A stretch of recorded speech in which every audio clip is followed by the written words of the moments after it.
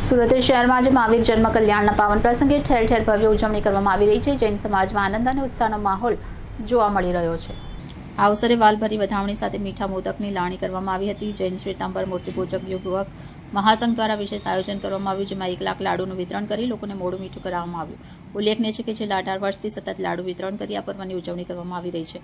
આજે દિવસ દરમિયાન શહેરના વિવિધ વિસ્તારમાં અલગ અલગ સંસ્થાઓ અને મંડળ દ્વારા પણ વિવિધ ધાર્મિક અને સાંસ્કૃતિક કાર્યક્રમ યોજાઈ રહ્યા છે। મહાવીર જન્મ કલ્યાણક દિવસ શાંતિ અને અહિંસાનો સંદેશ આપતો પવિત્ર પર્વ માનવામાં આવે છે। આ અવસરે મિડલ ઇસ્ટમાં ચાલી રહેલ યુદ્ધમાં પણ શાંતિ સ્થાપિત થાય અને અહિંસા જળવાય એવી પ્રાર્થના કરવામાં આવી। ઉજવણીમાં જૈન સમાજના અગ્રણી, પોલીસ અધિકારી સહિત મોટી સંખ્યામાં નાગરિકો ઉત્સાહભેર જોડાયા। पेश मेहता है जैन स्वतंत्र मूर्ति पूजक युवक संघ द्वारा प्रभु महावीर जन्म कल्याण निमित्ते लाडू वितरण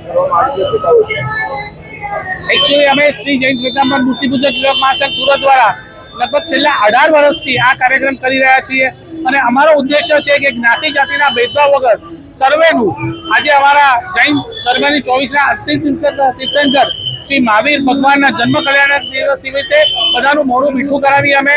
અને આજનો દિવસ વિશેષ એટલા માટે છે કે એક તો ચૈત્ર સુદ 13 એનો પાવન દિવસ છે, પણ જ્યારે આપણે સમગ્ર વિશ્વ યુદ્ધના ઓથાર નીચે ભયમાં જીવી રહ્યું છે ત્યારે અમે સંદેશો આપવા માંગીએ છીએ કે જૈન ધર્મના જે પાયાના સિદ્ધાંત છે સત્ય, પ્રેમ, કરુણા, અહિંસા અને ક્ષમા, આ સિદ્ધાંતોને જો અનુસરવામાં આવે તો સમગ્ર વિશ્વમાં શાંતિ પ્રવર્તે છે।